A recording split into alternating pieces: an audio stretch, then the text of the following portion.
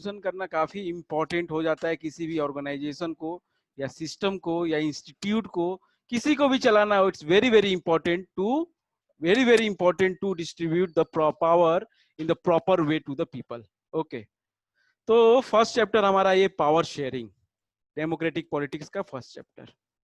ठीक है, देखो इतने लोग हैं, ये अर्थ के चारों तरफ ग्लोब के घिरे हुए हैं, इन लोग को ये बताना चाहते हैं कि किस तरीके से क्या पावर किस में डिस्ट्रीब्यूट होनी चाहिए। हम धीरे धीरे समझेंगे इसमें।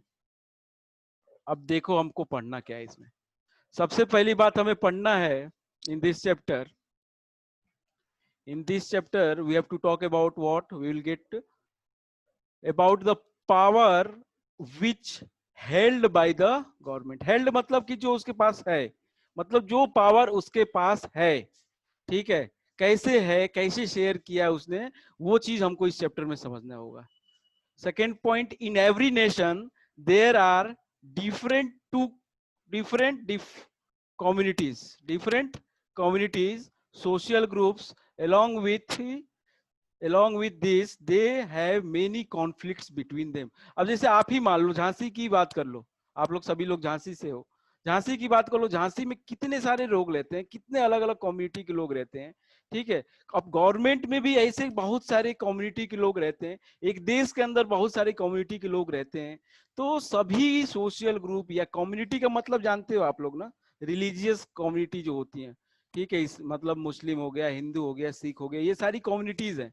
सोशल ग्रुप्स हो गए, कई सारे सोशल ग्रुप काम करते हैं, आप लोगों को पता है। तो इन सबको एक प्रॉपर वे में रखना है, इन सबको एक प्रॉपर क्या है मतलब कि असाइन करना पावर, कैसे कैसे पावर कितने पास, किसके पास कितना होना चाहिए, कि कम से कम कॉन्फ्लिक्ट हो। कॉन्फ्लिक्ट का मतलब क्या, कॉन्फ्लिक्ट का मतलब क्या होता है, आप लोग को पता होगा क्या होता है कॉन्फ्लिक्ट का मतलब? लड़ाई, विवाद नहीं होना चाहिए भाई, विवाद। कोई विवाद नहीं होना चाहिए किसी में, इसीलिए प्रॉपर पावर की शेयरिंग होना जरूरी है। It's very very important for the proper distribution of power, so that there must not be any conflict between the different social group and between the different communities। okay, it is also the spirit of the democracy। Democracy है, और democracy में तो मतलब बहुत ही important है ये। Democracy में तो ये बहुत इंपॉर्टेंट है। बाकी सब मोनार्की और जहाँ पे मोनोपोली है, डिक्टेटरशिप टाइप की है, वहां पे तो पावर एक जगह पे कंसंट्रेट होता है।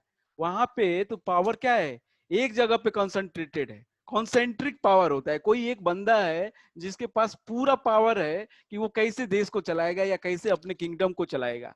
लेकिन यहाँ पे ऐसा कुछ नहीं होता है। डेमोक्रेसी में जो पावर शेयरिंग है वो स्पिरिट है, मतलब वो मेन चीज है डेमोक्रेसी में, power sharing. That's why this chapter is so important to us. और चूंकि हमारे देश में, in our country there is a proper democracy, सबको पता है कि हमारे देश में क्या है भाई, डेमोक्रेसी है। तो हमारे देश के लिए बहुत इंपॉर्टेंट चीज हो जाती है क्या, समझना पावर शेयरिंग को, बहुत इंपॉर्टेंट। हम कहीं ना कहीं आपके बुक में जो चैप्टर दिया उससे आगे बढ़ के हम समझाएंगे। ठीक है, आपका चैप्टर जो है बुक का, वो कहीं ना कहीं सीमित बता दिया है, it's limited, but I will explore it okay to our daily life. हमारे डेली लाइफ में कैसे ये पावर शेयरिंग यूज आती है या कैसे होता है, ये चीज समझना ज्यादा जरूरी है, तब आपके दिमाग में बैठ जाएगा। और एक बात और मैं बता दूं कि एसएसटी पढ़ने के लिए, सारे सब्जेक्ट पढ़ने एसएसटी में कुछ ही पॉइंट है या कुछ ही सब्जेक्ट में कुछ ही चैप्टर हैं जो रटना पड़ता है। लिटरली मैं बता रहा हूँ, कुछ ही चैप्टर है केवल जो रटने वाले हैं, बाकी सभी जो हैं वो समझने वाले हैं। इसीलिए मैंने ये पावर पॉइंट बनाया आप लोगों के लिए कि पॉइंट्स के अंदर हम लोग इसको रखेंगे, पॉइंट के अंदर पॉइंट्स रहेंगे हमारे। ठीक, और वो पॉइंट्स जितना ज्यादा आपके दिमाग में बैठेगा उतना इजी हो जाएगा आपको टॉपिक को मेमोराइज करना। किसी चीज को पॉइंट में याद रखना क्या होता है ना, स्टेप स्टेप बाय करके पॉइंट में याद रखना वो इजी होता है, और लॉन्ग मतलब लॉन्ग टर्म के लिए काफी अच्छा होता है। अगर रिमेम्बर रखना करना हो आपको, लॉन्ग टर्म में रिमेम्बर रखना हो तो। और ये सब्जेक्ट मैं बताऊं ईमानदारी से आप लोगों को, ये सब्जेक्ट ये केवल पास होने के लिए नहीं है, ये सब्जेक्ट आपको इंसान बनाता है। Social science is basically social science है सारा, समझो। साइंस तो आप पढ़ते हो, ये सोशल साइंस है, मतलब सामाजिक विज्ञान है ये। तो समाज में तो रहना है ना, इंसान हो आपको, आपको तो ऐसा नहीं हो जाना है कि समाज से अलग रहना है। आप इंसान हो, आपको समाज में रहना है, तो आपको समाज की चीजें समझनी चाहिए। और कैसे समझ में आएगी? वो सोशल साइंस पढ़ के ही समझ में आएगी। तो social science, history civics, history हो गई, ज्योग्राफी हो गई, सिविक्स हो गई, economics, this all are basically, सबको मिला के सोशल साइंस कहते हैं। बात समझ में आ रही है?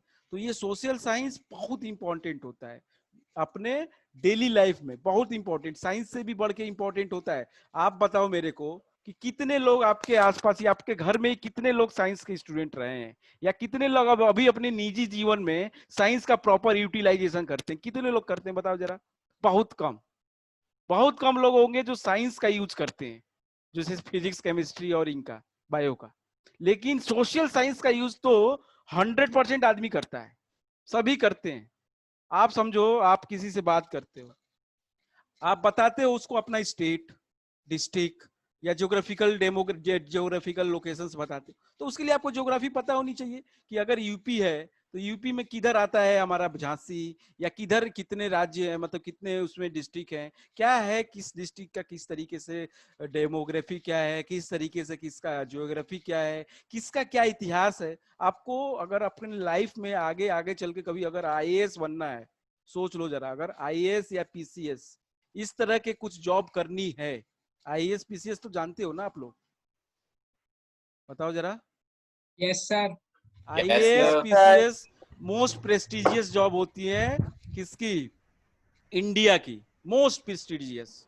मतलब ये इनसे ऊपर कोई होता नहीं है। मेन बात, इनको पैसे की बात छोड़ दो, सैलरी की बात हम नहीं कह रहे हैं, हम इनकी पावर की बात कर रहे हैं, हम इनके रुतबे की बात करते हैं, ठीक है? बहुत ज्यादा होता है। अगर आप देखे होंगे डीएम को, या आईएएस को डीएम कहते हैं, वैसे बहुत ज्यादा डिस्क्राइब इसको किया जा सकता है कि बहुत डिटेल में। आईएएस केवल डीएम नहीं होता है, एक कमिश्नर भी आईएएस होता है, ठीक है? तो वो चीज अलग है कि कौन हो सकता है आईएएस, क्या होता है आईएएस, वो हम लोग धीरे धीरे पढ़ते पढ़ते समझ जाएंगे।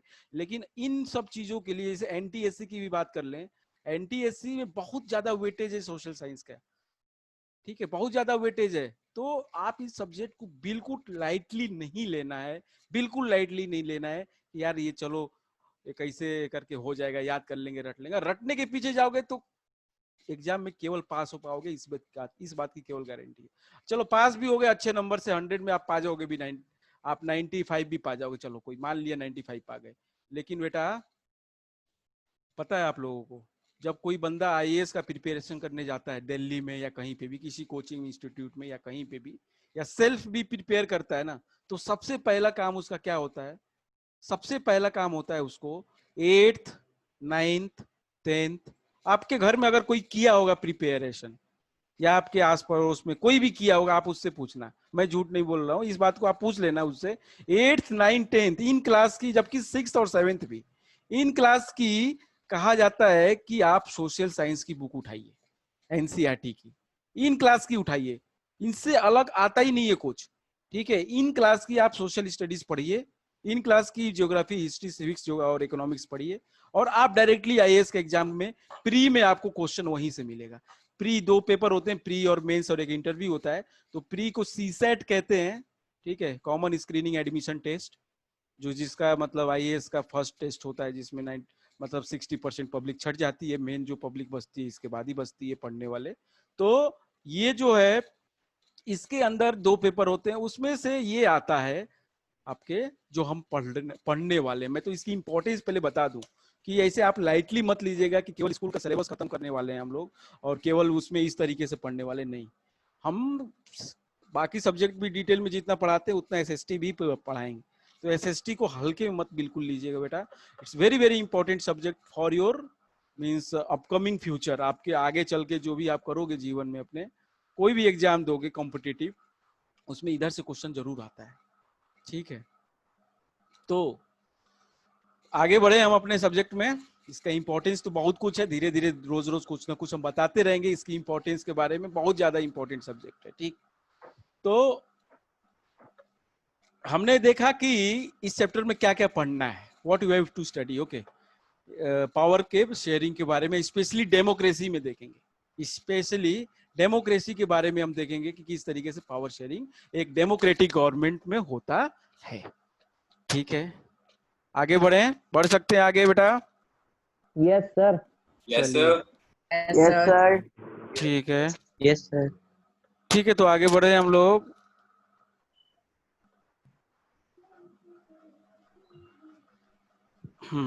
मीनिंग क्या है पावर शेयरिंग का? What do you mean by power sharing? तो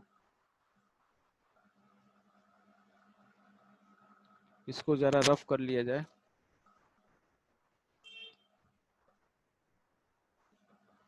देखो आप लोग कॉपी पेन लेके बैठना, आपको बहुत सारी चीजें तो इसमें लिखी लिखाई मिल जाएंगी, लेकिन बहुत सारी चीजें हम अलग से लिखवाते हैं, तो उसको जरूर से जरूर लिखना चाहिए आप लोगों को, ठीक है। चलिए, पावर शेयरिंग का मतलब क्या है भाई? What do you mean by power sharing? तो power sharing is a technique, basically it is a technique. Power sharing is a technique to share the power at different levels. Hierarchy में, किसमें hierarchy आप लोग को पता होता है ना, ऑर्डर में, कि ऊपर से लेके नीचे तक कैसे पावर को डिस्ट्रीब्यूट करना है। This type of technique is known as power sharing. The technique to share the power at the different levels.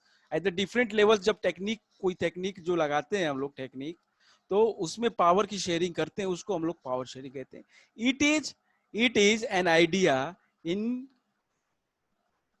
इनकैलकुलेटेड in democracy. Inculcate का मतलब होता है कि अपनाया जाता है। क्या किया जाता है? अपनाया जाता है भाई, अपनाना, ठीक है। ये आइडिया को अपनाया जाता है किसमें? डेमोक्रेसी में। So that the power is not concentrated. देखो हमने इसी बात की हम लोग डिस्कशन कर चुके थे कि एक हाथ में पावर का कंसंट्रेशन ना हो, एक हाथ में पावर का कंसंट्रेशन ना हो, इसलिए हम पावर की शेयरिंग करना जरूरी होता है। अब एक हाथ में अगर पावर का कंसंट्रेशन होगा तो क्या समस्या आ सकती है, कोई बताएगा मेरे को? What type of the problem can a country face if the power is concentrated in one hand? Sir वो रूल करेगा, कैसा तो रूल? अपने हिसाब से रूल करेगा सर, बाकी सर जनता नहीं कर पाएगी। हाँ सर। और कोई? Monarch form of government sir वो सर। सर झगड़े का सर कारण बन जाएगा एक। ठीक है, और कोई? डिसीजन गलत होंगे सर, वो मिसयूज करेगा पावर का। वेरी गुड, मिस यूज करेगा। कैसे मिस यूज करेगा बेटा? देखो जरूरी नहीं, जरूरी, एक मिनट, जरूरी नहीं है, जरूरी नहीं है कि एक मिनट जरूर,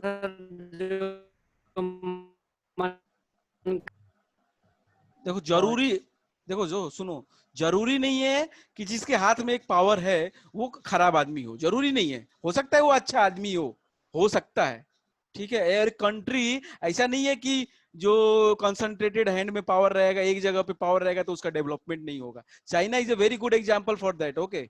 चाइना में इतना डेवलपमेंट हुआ है चूंकि वहां पे गवर्नमेंट का पावर जो है कंसंट्रेटेड है, फिर भी, लेकिन सही डायरेक्शन में अगर यूज किया जाए, इसका फायदा ये है, इसका फायदा भी है कुछ। इसका फायदा ये है कि अगर गवर्नमेंट जो है, जिसके हाथ में पावर आ रहा है, वो बिल्कुल अपने देश के लिए काम करना चाहती है, बिल्कुल इंटेंशनली चीजों को उस तरीके से करना चाहती है कि देश का डेवलपमेंट हो, तो अच्छा है देश के लिए। लेकिन कुछ मायनों में वो भी गलत हो जाता है, क्योंकि हर एक सोशल ग्रुप का, हर एक कम्युनिटी का वो ध्यान नहीं रख पाएगा, हर एक कम्युनिटी का वो प्रॉपर ध्यान नहीं रख पाएगा, ठीक है। तो इसलिए ये गलत हो जाता है। इसके नुकसान ज्यादा है, फायदे हैं लेकिन नुकसान भी बहुत हैं। तो इसलिए बहुत सारे देशों में नहीं है ये, बहुत सारे देशों में नहीं है एक जगह पे कंसंट्रेटेड पावर। अब जैसे आप लोग की गवर्नमेंट कैसी, आप लोग को पता है कि इंडियन गवर्नमेंट कैसी है? Parliamentary form of government. Parliamentary type की कोई गवर्नमेंट होती ही नहीं है बेटा। गवर्नमेंट तो डेमोक्रेटिक। ना डेमोक्रेटिक। हमारा पार्लियामेंट किस सिस्टम पे कैसा काम करता है? दो तरह का सिस्टम होता है बेटा। First one is unitary form of government, unitary, and second is federal. क्या? फेडरल। सुना है ये वर्ड्स दोनों? Yes sir. फेडरल सुना, यूनिटरी नहीं सुना। अब आपके देश में है ही नहीं यूनिटरी, तो क्या सुनोगे? तो हाँ सर, वो सर याद आ गया सर, मोनार्ची। देखो दो तरह की गवर्नमेंट सिस्टम चलता है, दो तरह से सिस्टम चलता है। हमारा जो पार्लियामेंट है या हमारी जो गवर्नमेंट है देश की, इंडिया की, वो दोनों में से किसी एक पे काम करती है। यूनिटरी में क्या होता है बेटा? सर यूनिट राजा का राज। ना ना ना, राजा जरूरी नहीं है। राजा यूएस जरूरी नहीं है। राजा इंग्लैंड में राजा नहीं है, मतलब कि इंग्लैंड में राजा रानी है, लेकिन ऐसा नहीं है कि किसी दूसरे के देश का हम पाल लें। जापान में भी यूनिटरी चलता है, चाइना में भी यूनिटरी चलता है। तो ऐसा नहीं है कि जहां पे राजा होगा वहीं पे यूनिटरी चलेगी। It is not like that. Okay, but the point is what, unitary type of government में होता क्या है कि पावर कंसंट्रेटेड होती है। दोनों गवर्नमेंट होगी, सेंटर भी होगा और स्टेट भी होगा। सेंटर भी होगा इसमें और स्टेट भी होगा, लेकिन जो मैक्सिमम पावर होगी, जो लॉ बनाने की पावर होगी, वो सेंटर के पास होगी। वो सेंटर के पास होगी। हाँ बताइए ना बेटा, पूछिए Anas. Anas, what do you want to ask? Anything? No, sir. We have raised your hand ना बेटा, सो दैट। सब ओके बाय मिस्टेक। ओके, कोई बात नहीं, जरा ध्यान से समझिएगा। हम क्या कह रहे हैं, यूनिटरी में पावर जो होता है वो सेंटर पे होता है। जो केंद्र सरकार होगी, जो सेंट्रल गवर्नमेंट होगी, उसके पास ज्यादातर पावर होता है। और स्टेट ऐसे ही बस खाली पीली बना दिया गया, उसके हाथ में कोई पावर नहीं है। जैसा कि जापान में है, नॉर्वे में है, इंग्लैंड में है, नेपाल में है, अरे नेपाल कह रहे हैं, चाइना में है, ठीक है, पोर्चुगल में है। तो कई सारे देश में है जहां पे यूनिटरी टाइप ऑफ गवर्नमेंट चलती है। लेकिन मैक्सिमम देश हैं जहां पे फेडरल चलता है। फेडरल का मतलब होता है बेटा कि यहाँ पे स्टेट गवर्नमेंट भी होगा और क्या, सेंट्रल गवर्नमेंट भी होगा, और दोनों को अलग अलग पावर दिए गए हैं। ऐसा नहीं है कि स्टेट को पावर कम दे दो और सेंटर को पावर ज्यादा दे दो, नहीं, ठीक है। अपने अपने लॉज दोनों बना सकते हैं, दोनों अपने अपने लॉज बना सकते हैं। सेंटर, इसमें सेंटर भी होता है और स्टेट भी होता है, दोनों होते हैं। जैसे आप समझ लो, अभी आप इस समय लॉकडाउन चल रहा है, आप लोग को पता है कि यूपी का अपना गवर्नमेंट ने, यूपी की गवर्नमेंट ने, यूपी की स्टेट गवर्नमेंट ने क्या कर दी है भाई, सैटरडे और संडे को लॉकडाउन कर दिए कि नहीं कर दिए? तो ये यूपी के बाहर लागू नहीं है, लेकिन यूपी में स्टेट गवर्नमेंट ने लागू कर दिया, क्योंकि हमारे यहाँ फेडरल सिस्टम है। बात समझ में आ रही है? Are you getting what I am trying to say? Yes sir. Federal form of government में दोनों के पास में हाथ में पावर होता है लॉ बनाने का। सेंटर भी है और स्टेट भी है, दोनों लोग अपने हाथ में पावर है लॉ बनाने के, लिए कानून बनाने के, ठीक है। तो Yes. सेंटर भी एक स्टेट में रूल मतलब कंट्रोल कर सकते हैं। जैसे मोदी जी ने बोला था कि भाई क्या होगा कि लॉकडाउन होगा उस समय पे, तो वो सेंट्रल ऑर्डर था, ठीक है। और अब स्टेट के ऊपर है कि स्टेट कितना अपना करना चाहता है। बात समझ में आ रही है? होप यू आप लोग समझ में गए होंगे हम कहना क्या चाहते हैं, ठीक है। Yes sir. तो सर इसमें मेजोरिटी का नहीं रहता क्या रोल? नहीं, वो तो एक गवर्नमेंट होता है बेटा, मेजोरिटी का रोल नहीं है। जैसे फेडरल स्ट्रक्चर है, दिस इज ए स्ट्रक्चर। कोई भी गवर्नमेंट होगी इसी स्ट्रक्चर पे काम करेगी, भले कांग्रेस हो या कोई भी हो, एनी टाइप। हमारे कॉन्स्टिट्यूशन में लिखा गया है भाई, फेडरल वर्ड हमारे कॉन्स्टिट्यूशन में नहीं है, लेकिन मतलब पूरा फेडरल है। इस बात का थोड़ा ध्यान रखना, हमारे संविधान को बहुत तरीके से लिखा गया है, ठीक है। तो ये वर्ड तो आप खोज लोगे, मिलेगा नहीं आपको। कॉन्स्टिट्यूशन आप खरीद लो और आप देख लो, खोज लो, तो फेडरल गवर्नमेंट, ये फेडरल वर्ड ही नहीं मिलेगा। लेकिन जो गवर्नमेंट चलती है वो फेडरल टाइप की है, फेडरल फॉर्म की गवर्नमेंट चलती है। Are you getting? Yes. Yes, मतलब sir. अपने यहाँ sir federal form of government चलती है। हाँ, इंडिया है, यूएसए एकदम आइडियल एग्जाम्पल है एक फेडरल गवर्नमेंट का। यूएसए है, जर्मनी है, ऑस्ट्रेलिया है, ये सारे देश में आपकी फेडरल, ठीक है। Yes, sir. सब वर्ल्ड में ज्यादातर फेडरल गवर्नमेंट है या फिर सर नहीं, जो यूनिटरी फेडरल फेडरल है, फेडरल ज्यादा सक्सेसफुल है। Okay, okay sir. फेडरल अच्छी गवर्नमेंट चल सकती है उसमें, नो डाउट। आप लोग कहोगे कि सर जापान आप तो बहुत अच्छा आगे है, चाइना भी बहुत मतलब आगे है, सर लेकिन फिर चाइना लेकिन क्यों दोनों, आगे है? अब वो तो बात अलग है बेटा कि वहां की जो भी गवर्नमेंट बनती है वो केवल काम ही करती है। कभी भी ऐसा समय अगर आ गया कि वहां की गवर्नमेंट कुछ ऐसी बनी जो देश को मतलब डुबा दे, तो वो बच नहीं पाएगा देश। बात समझ में आ रही है? तो यूनिटरी फॉर्म ऑफ गवर्नमेंट है इन दोनों कंट्रीज में, लेकिन फिर भी डेवलप्ड है, फिर भी दोनों डेवलप्ड कंट्री हैं, ठीक। चलो हम आगे चलते हैं। तो it is an idea inculcated in the democracy so that the power is not concentrated at one hand only, and that different form can keep a check. जरा ध्यान दीजिए, different form can keep a check on each other. मतलब एक दूसरे को क्या कर सकते हैं, हम चेक कर सकते हैं, मतलब पूछ सकते हैं, जवाबदेही हो सकती है हमारी कि हाँ भाई हमने ऐसा किया तो क्यों किया, हमने ऐसा किया तो जवाब हमको देना पड़ेगा। कोई हमको चेक करने वाला बैठा है। अभी मोदी जी ने कुछ बोला या बीजेपी गवर्नमेंट ने, जो भी पावर में है गवर्नमेंट, उसने कुछ बोल दिया, ठीक है, उसने कुछ बोल दिया उस गवर्नमेंट ने, तो नहीं, ये नहीं। कौन है भाई, लाका लाका कौन है ये?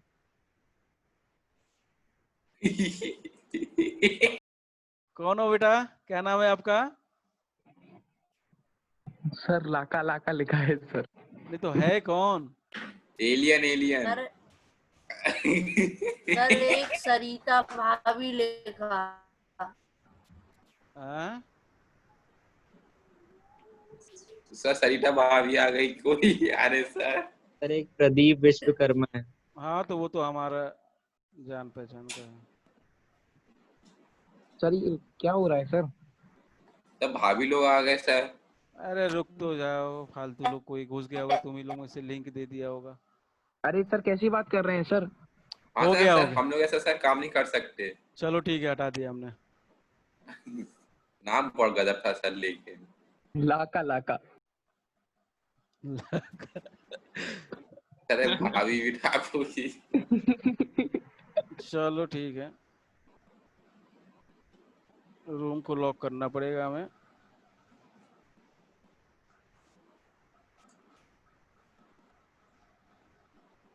एक मिनट कर दीजिए सर, आप लॉक कर दीजिए रूम सर, कोई नहीं आएगा अब, ना लाका ना भाभी भाभी।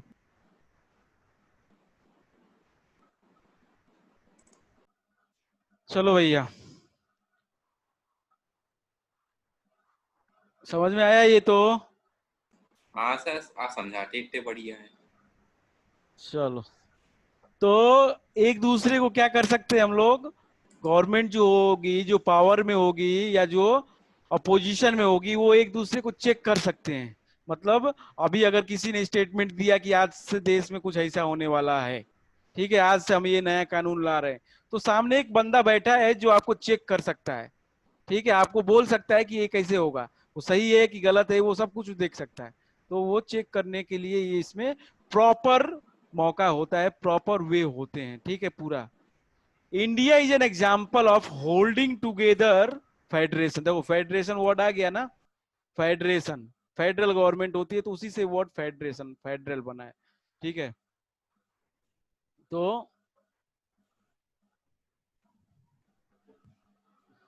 क्या, where the power is shared between the central government and the different constitutional states, अलग अलग कॉन्स्टिट्यूटिंग स्टेट्स जो हैं उनके अंदर और प्रॉपर सेंट्रल गवर्नमेंट के अंदर एक पावर डिस्ट्रीब्यूशन का प्रॉपर वे बनाया गया है, एक प्रॉपर तरीका है, और इस तरीके से वर्क करती है हम लोग का सिस्टम। ठीक, आगे बढ़े। Yes sir. Yes sir. चलिए तो यस अरे सर। Nice bye. अब दो देश की कहानी पढ़नी है, जिसमें से एक देश है बेल्जियम और दूसरा देश है श्रीलंका। ब्रुसेल्स। श्रीलंका। ब्रुसेल्स ए वो हाँ सर श्रीलंका ब्रुसेल्स कैपिटल है बेल्जियम। कैपिटल सर है। ज्यादा पढ़ लिया सर, ज्यादा पढ़ लिया। वो ज्यादा पढ़ लेता है ना तो सर इस बार एसएसटी में टॉप मारेगा है। हाँ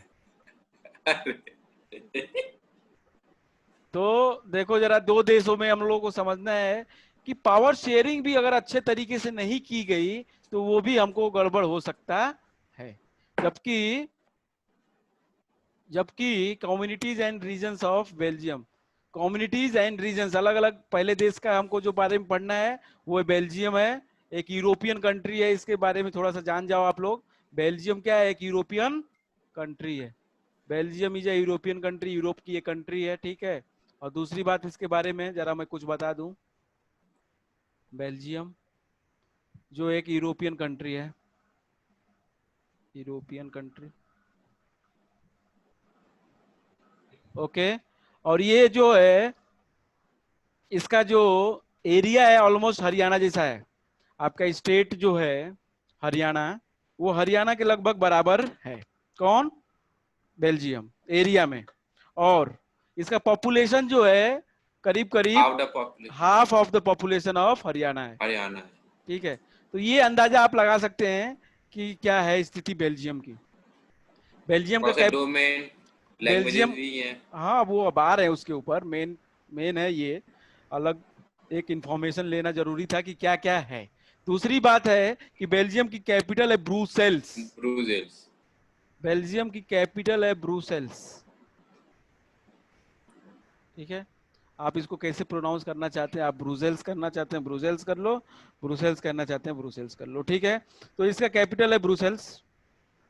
ओके, अब इसकी स्टोरी सुनिए। इसमें डेमोक्रेसी है, इसमें क्या है?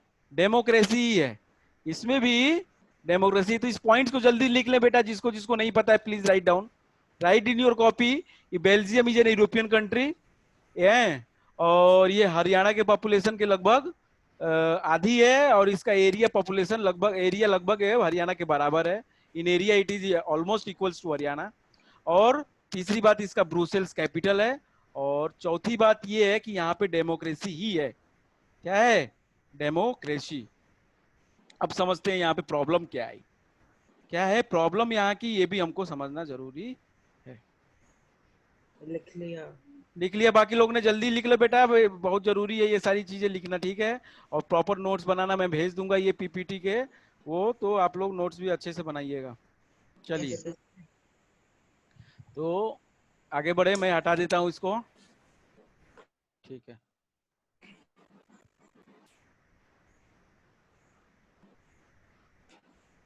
अब एक और बात है बेटा, इसकी देश की जो बाउंड्री है, जरा म्यूट कर लें आप सभी लोग।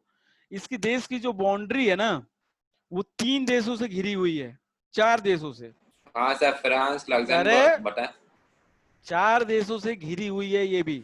ठीक है, तो बेल्जियम जो जर्मनी, है, फ्रांस, लग्जमबर्ग। बेल्जियम जो है वो, बेल्जियम जो है, मान लो ये बेल्जियम है बेटा।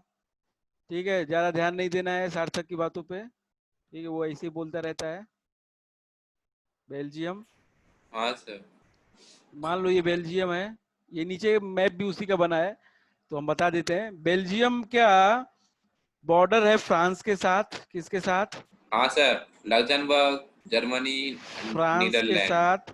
ठीक है, नीदरलैंड के साथ, लग्जमबर्ग, जर्मनी। नीदरलैंड। ठीक है, जर्मनी, जर्मनी एंड लग्जमबर्ग।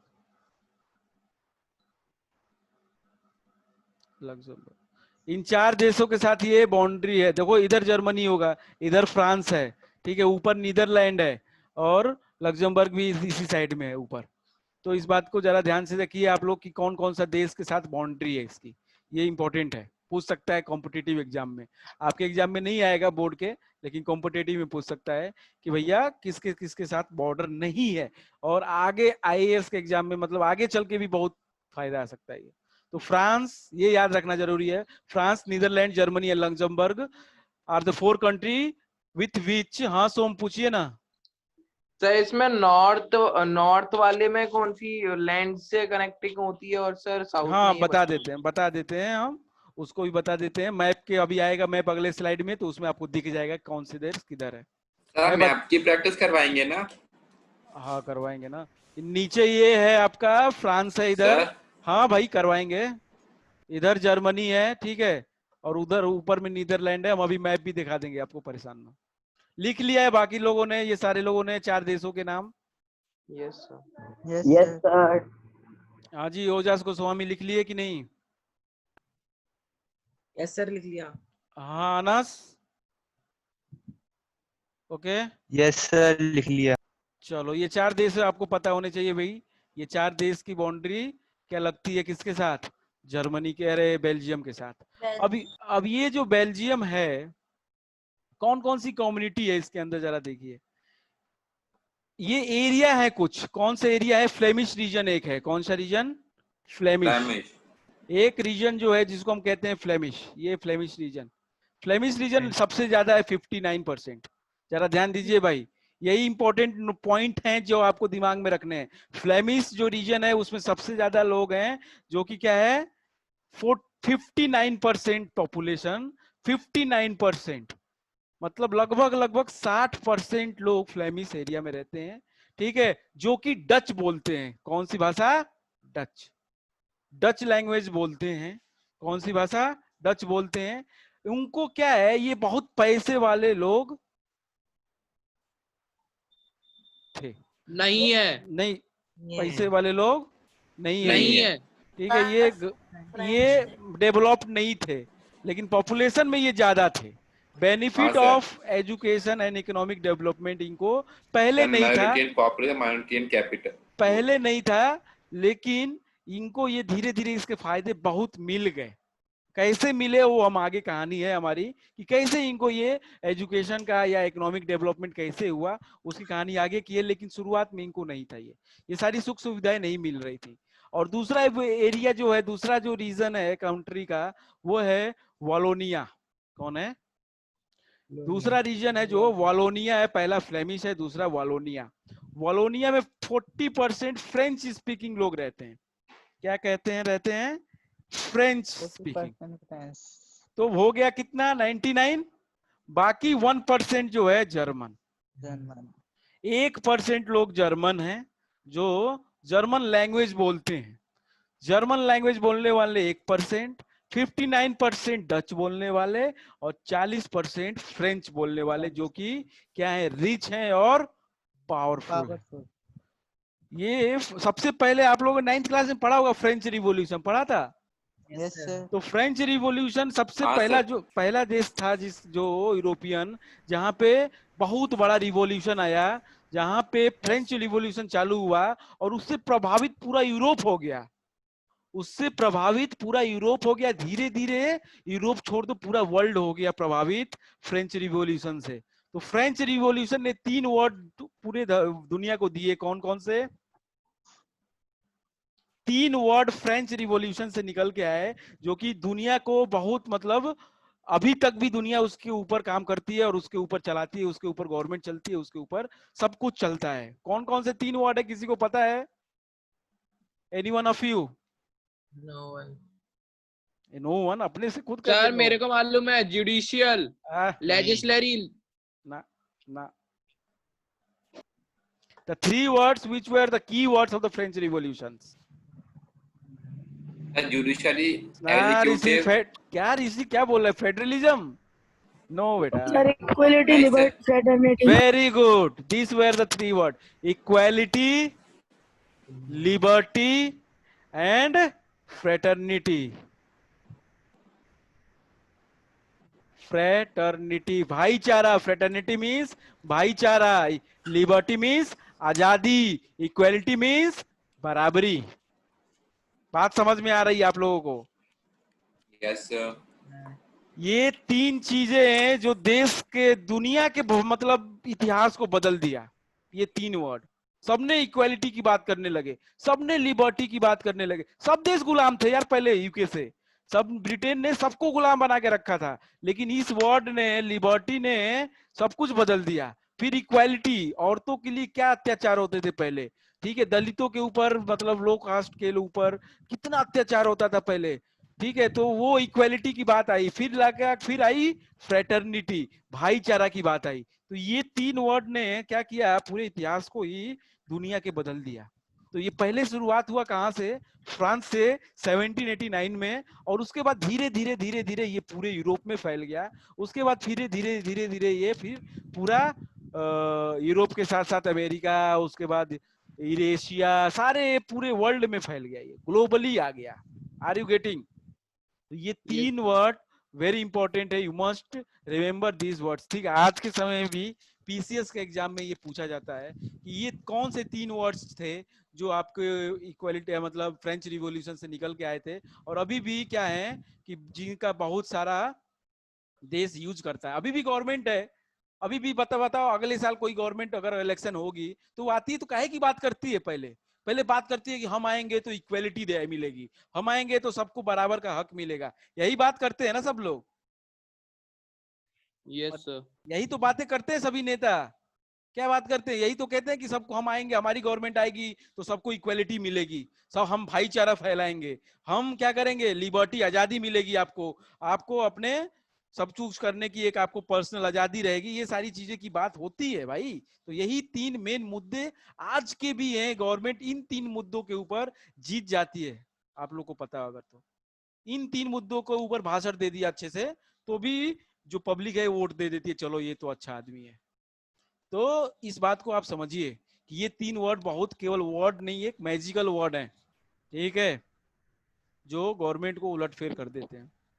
चलो आगे करते हैं। Sir 1 minute sir. हाँ हाँ पूछिए ना। सर ये जो जर्मन है सर, जर्मन रीजन सर, उसमें सर रिच वाले लोग आते हैं या फिर सर जो एजुकेटेड नहीं होते वो?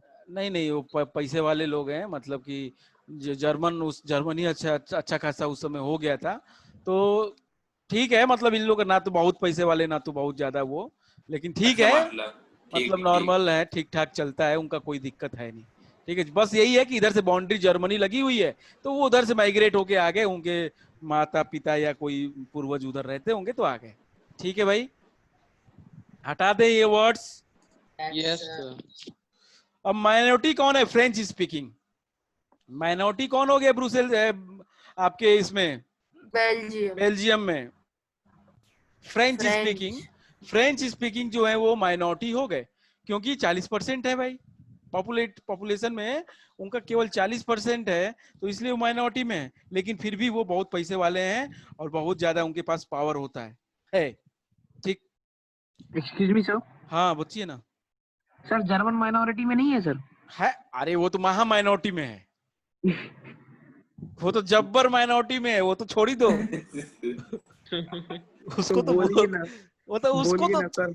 उसका तो अस्तित्व ही नहीं है, वो तो 1% क्या करेंगे बेचारे हो। माइनॉरिटी की मतलब कि कुछ तो हो, ये तो कुछ भी नहीं है, ठीक है, ये तो अल्ट्रा माइनॉरिटी है, हाइपर माइनॉरिटी। मैक्स। तो ठीक है, हम लोग बात करते हैं अब आगे की। तो हमने क्या देखा इसमें, 3 रीजन्स में कंट्री डिवाइडेड है, 3 लैंग्वेज के स्पीकिंग के लोग रहते हैं, one is Dutch speaking, one is French and one is German. German is 1%, then Dutch is, अरे then French is 40% and then Dutch is what 59%। ये चीज पॉइंट बनाओ दिमाग में। कभी भी पैराग्राफ तभी बन पाएगा आप जब दिमाग में पॉइंट रहेंगे। पैराग्राफ जो किताबों के होते हैं ना, वो तभी लिख पाओगे, उस पैराग्राफ को तोड़ दो पॉइंट्स में, तो आप आराम से याद कर लोगे। मतलब याद का मतलब एसएसटी आराम से आपको समझ में आने लगेगी, ठीक है। तो समझने के पीछे पढ़ो, इसके रटने के पीछे बिल्कुल मत पढ़ना, नहीं तो ये समझ में तो आ जाएगी तभी, लेकिन मतलब रट तो जाएगी लेकिन फिर बाद में भूल जाएगी। तो अब ये कैपिटल है, ये जो है छोटा सा, ये कैपिटल है, कहाँ पे है, कौन से रीजन में है? डच वाले, किसमें है? डच वाले रीजन में है भाई, मतलब कि फ्लेमिश रीजन में है। ये फ्लेमिश है और ये हमारा वालोनिया है, ये हमारा वालोनिया है। तो फ्लेमिश में है आपका, यही फायदा मिला किसको? फ्लेमिश डच वालों को फायदा ये बेचारे क्या है कि बेचारों का पॉपुलेशन तो ज्यादा है लेकिन पिछड़े थे, ठीक है, लेकिन फायदा वो किसका उठाए? ब्रुसेल्स का, क्योंकि ये जो पगले हैं कौन, फ्रेंच स्पीकिंग वाले, वालोनिया वाले, ये चाहते थे कि इसके ऊपर कब्जा कर लें, किसके ऊपर? ब्रुसेल्स के ऊपर। स्टेट कैपिटल हमारी हो जाए, स्टेट कैपिटल हमारी हो जाए, मतलब कि जो देश की राजधानी है वो हमारी हो जाए। तो मतलब आप लोगों ने सुने होंगे कि अंग्रेज चाहते थे कि दिल्ली को मतलब जीत लेना। दिल्ली जीत लेना का मतलब हो गया उनके लिए कि इंडिया जीत लेना। Are you getting? Yes sir. मतलब कि दिल्ली चलो करके आ जाए, मतलब एक नारा लगाए थे सुभाष चंद्र बोस, अगर आप लोगों को पता होगा तो। हाँ सर पता है, आज दिल्ली चलो, दिल्ली चलो। हाँ, तो अंग्रेज भी क्या किए थे सबसे, जैसे आप लोग मूवीज देखोगे इंडिया पाकिस्तान का भी देखे हो? हाँ सर, कल देख रहे थे सर तो एलओसी कारगिल। हाँ, तो उसमें क्या होता है, उसमें बोलता है कि आज तो कश्मीर नहीं, हम कश्मीर, पाकिस्तानी बोलते हैं क्या कि हम कश्मीर नहीं, हम तो दिल्ली लेंगे। दिल्ली का मतलब होता है उनका कि इंडिया की बात कर रहे हैं। Are you getting? मतलब दिल्ली में आ गए, मतलब कि पूरा भारत उनका हो गया। बात समझ में आ रही है आप लोगों को? क्योंकि Delhi is the capital of India. Okay, अगर आपने किसी देश के कैपिटल के ऊपर राज पकड़ लिया, अगर आपने किसी देश के कैपिटल को ग्रैब कर लिया, तो आप उस देश को कंट्रोल कर सकते हैं। तो ये वालोनिया वालों जो थे, फ्रेंच स्पीकिंग, ये इनके एरिया में पड़ता नहीं था, ये ब्रुसेल्स पड़ता था उनके फ्लेमिश के रीजन में। तो इनने क्या किया, अब वहां पे अपना मेजॉरिटी बना लिया। क्या किया, मेजोरिटी बना उस Majority देश बना ली। उस जगह पे अपनी मेजॉरिटी। देखो ना, ये थोड़ा थोड़ा रेड कलर का है कि नहीं? जी सर। तो यहाँ पे मेजॉरिटी किसकी थी? वेलोनिया की। मेजॉरिटी की थी ये फ्रेंच स्पीकिंग वालों की। हाँ। ठीक है, इन लोग ने अपनी मेजॉरिटी बना ली वहां पे, समझे? लेकिन इनने बोला, फ्लेमिश ने, कि भाई साहब मेजॉरिटी तो बना रहे हो, मेजॉरिटी तो बना रहे हो, लेकिन एक काम करो, हम लोग को भी डेवलप करो, हम लोग को भी क्या करो, हम लोग की सुख सुविधाएं, पढ़ने लिखने बच्चों को, नौकरी का, जॉब्स की इक्वालिटी, तो ये सारी चीज, इकोनॉमिक डेवलपमेंट हम लोग का भी करो।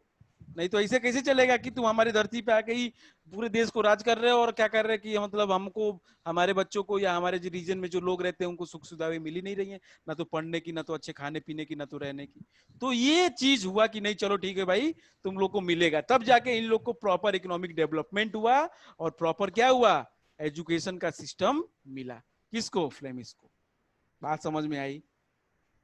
Yes, sir. जैसे वालोनिया वाले जो हैं, ये ब्रुसेल्स में मेजॉरिटी बना तो ली है, लेकिन एक कंडीशन पे बनाए बनने। भाई अब अगर झांसी में आप सोचो कि कहीं और से आदमी आके अपनी मेजॉरिटी बना ले और आप वहां पहले से रह रहे हो, तो आप सोचो कि कैसे कोई आ सकता है आपके बिना, मतलब उसके एक्सेप्टेंस के, या आपके बिना अप्रूवल के। आपके अगर एक एरिया में एक कैपिटल सिटी है, वहां पे अगर उसकी मेजॉरिटी बन गई है, तो कोई ना कोई तो कंडीशन हुआ होगा आपका।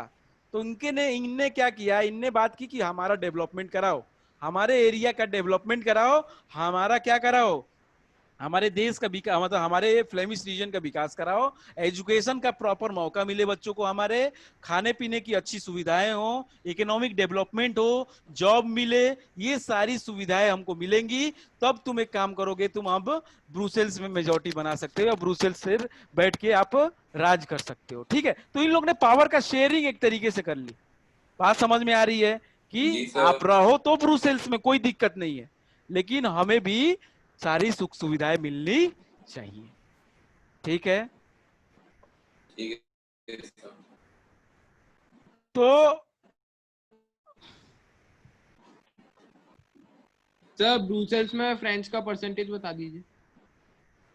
परसेंटेज का मतलब तो मेजॉरिटी में है, ज्यादा है, मतलब कि 60-70% के आसपास मान लो। वैसे तो कोई फिगर अभी तो मेरे पास नहीं है ऐसा कि कोई 70% के ऑलमोस्ट मान लो कि इसमें आपके 80% है।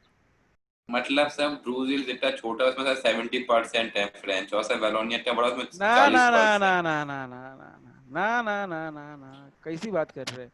वो कह रहा है कि ये ब्रुसेल्स है, वो कहना क्या चाहता है, ये ब्रुसेल्स है मान लो, ठीक है। इस ब्रुसेल्स में क्या है कि ये वालोनिया वाले जो फ्रेंच स्पीकिंग है वो 70% रहते हैं और 30% बाकी जो है वो फ्लेमिश रहते हैं। बात समझे? मतलब अगर इसमें पॉपुलेशन रहती 1000, तो 1000 में से 700 लोग क्या है, फ्रेंच स्पीकिंग है, और बाकी 300 लोग क्या हैं, वो फ्लेमिश डच डच स्पीकिंग है।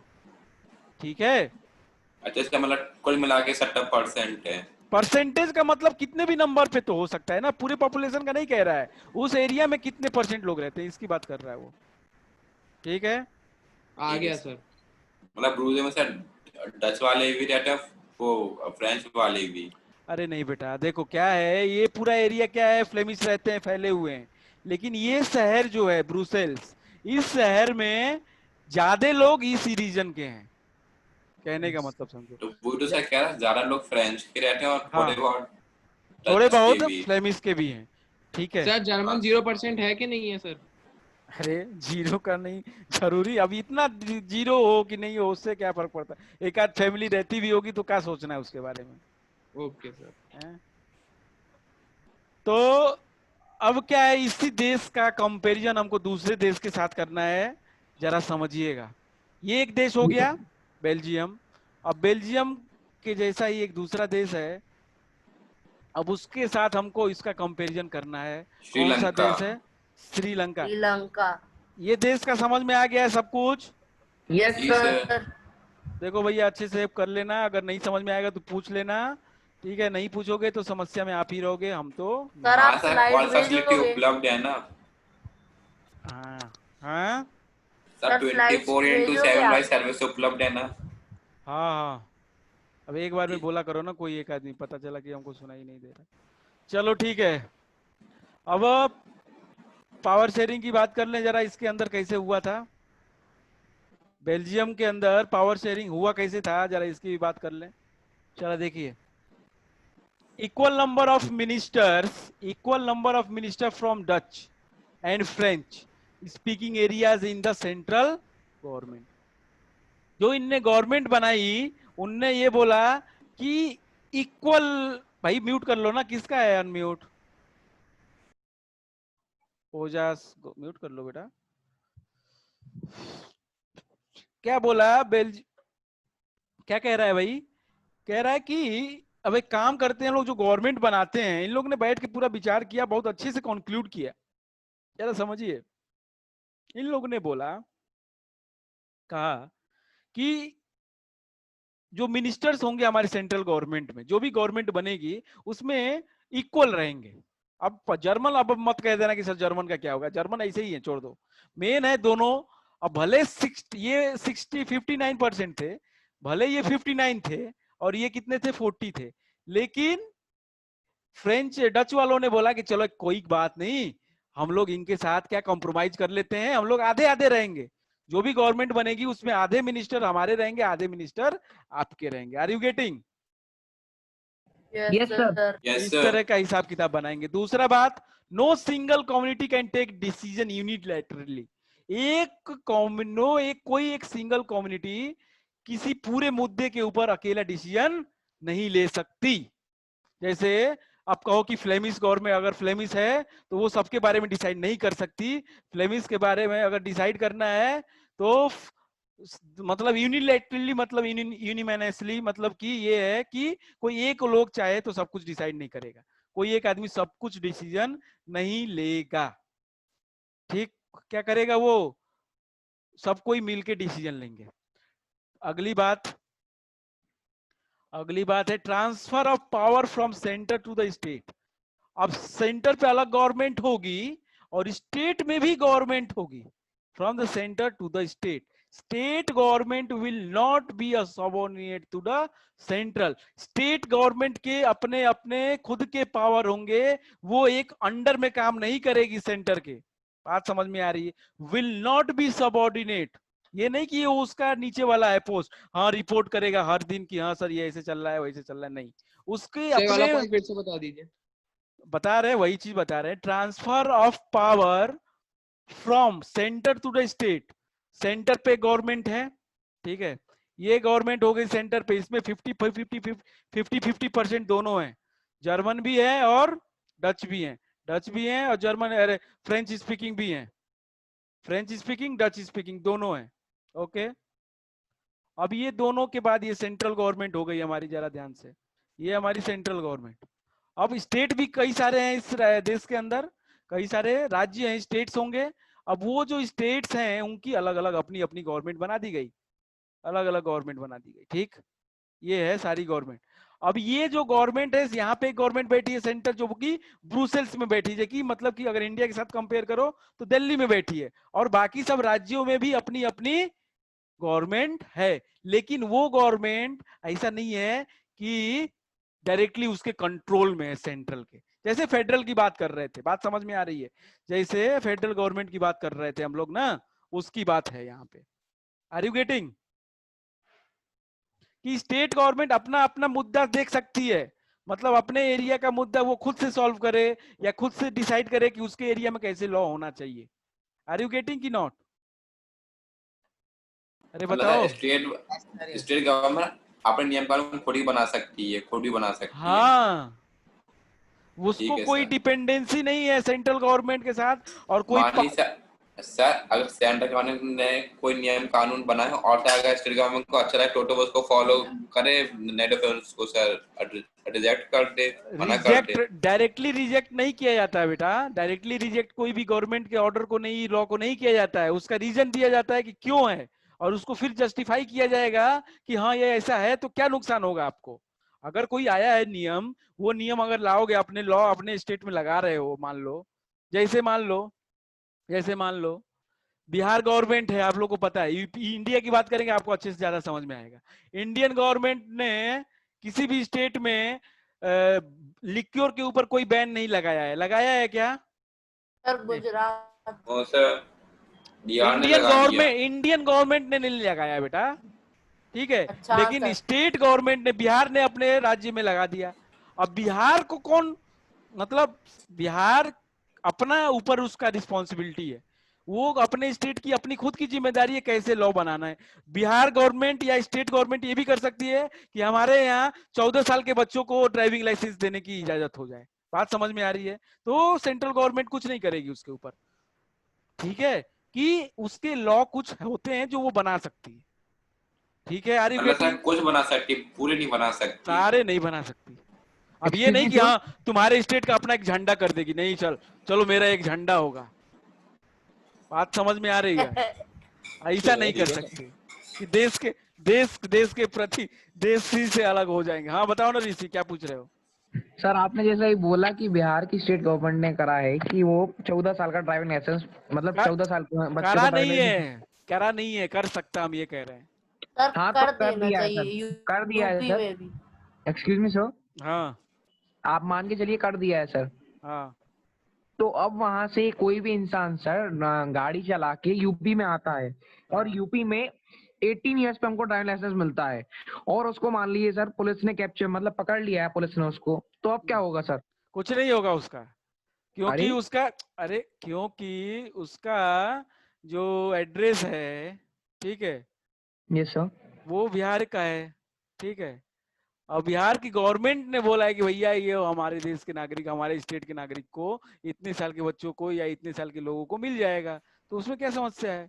जैसे सर आप कह रहे कि सर हर एक किसी का झंडा नहीं हो सर, लेकिन जम्मू कश्मीर का सर पहले बनने वाला सर झंडा उनका खुद हाँ का। सर, पहले था उनका खुद का। हाँ सर, अरे वो अलग स्टेट है, अलग कहानी थी उसकी, अलग से 370 आर्टिकल था, वो अलग चीज कहानी है, ठीक है। वो सुनाइए ना। अरे आज ही सुना दे सब, सुनाइए ना, कहानी सुनाइए ना, भले सिलेबस करो, कहानी सुनते रहोगे। चलो ठीक है, आप क्या सर, आप अक्सर ही पढ़ाएंगे। चलो ठीक है, अगला है बात, इसका समझ में आया ये वाला पॉइंट सबको? Naman ji sir. Yes sir. Yes sir.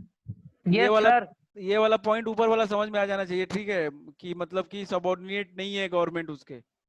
Time हो गया भाई, ओके देन। सर जी के सर 80 निकल गए सर, आपने टेस्ट नहीं लिया सर, आपने कहा था हर 15 दिन टेस्ट होएगा। हाँ होगा, परेशान ना हो, रुक जाओ 1 मिनट। हाँ स्वयं पूछो ना, क्या कह रहे हो?